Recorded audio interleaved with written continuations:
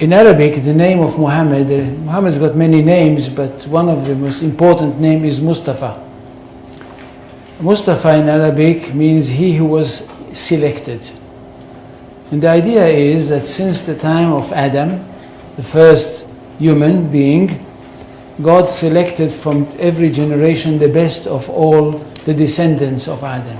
So there was some kind of natural selection, one generation after the other.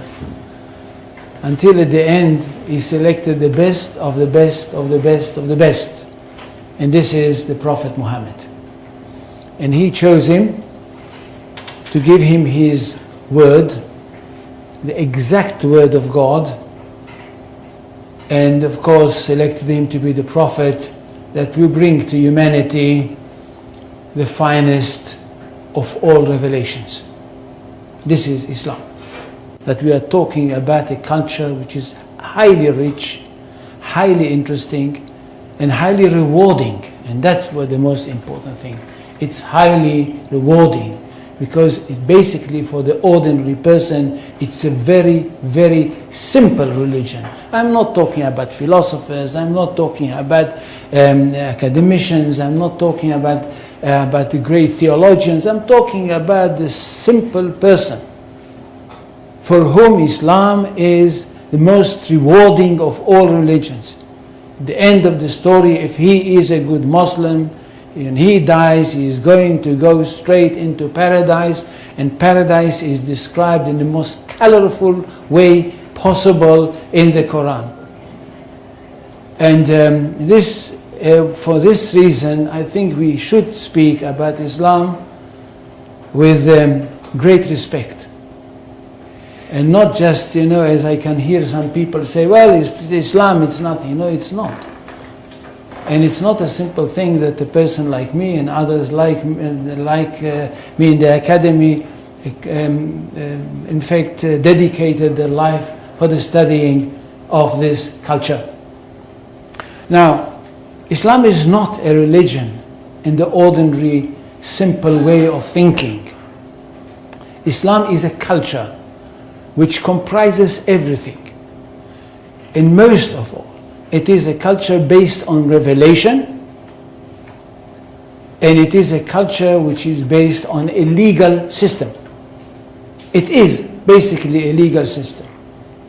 It is a legal system which comprises everything. It comprises the life of the individual, it comprises the life of the society, it comprises the state. That's one thing. Secondly, it is a world religion. It's not like Judaism, which is not a world religion. It is connected with the chosen people, and it's only for them. And it's not connected with the territory of the world, it's connected with one small country. Islam is a world religion connected with the world, and it wants to establish world order. For Islam, the whole world is one state. And all the people of the world are those people who live in this one state. Now when Muhammad came with this idea, the words came from God to him. And it says, I don't know how many, do any people know Arabic here? They don't. So I will not quote in Arabic. In Surah 61, verses 11-13, we hear that God sent Muhammad with the true religion, with the right message, with the right path, in order that it should overcome all the other religions. Which means that there is only one truth. Jews and Christians, which are called the people of the book, had once their own truth, but they were not a very good custodians, and they falsified their books. That's why Allah had to send another prophet, a modern prophet, that should bring the last word of God and the only word of God to humanity. This is the Quran. Nothing can be superior to it.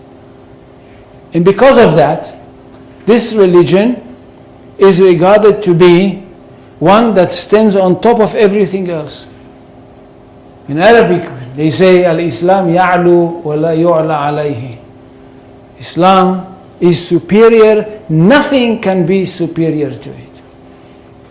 Which means we are talking about not only the final word of God, not only about the finest word of God, but the truest of all revelations.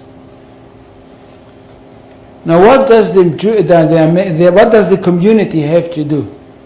The community of the believers. Those people that were lucky enough to have their hearts open and to have accepted the call of the Prophet Muhammad. What do they have to do? They have a mission in this world. To bring the word of God to the whole universe, or if you want, to the whole of this planet.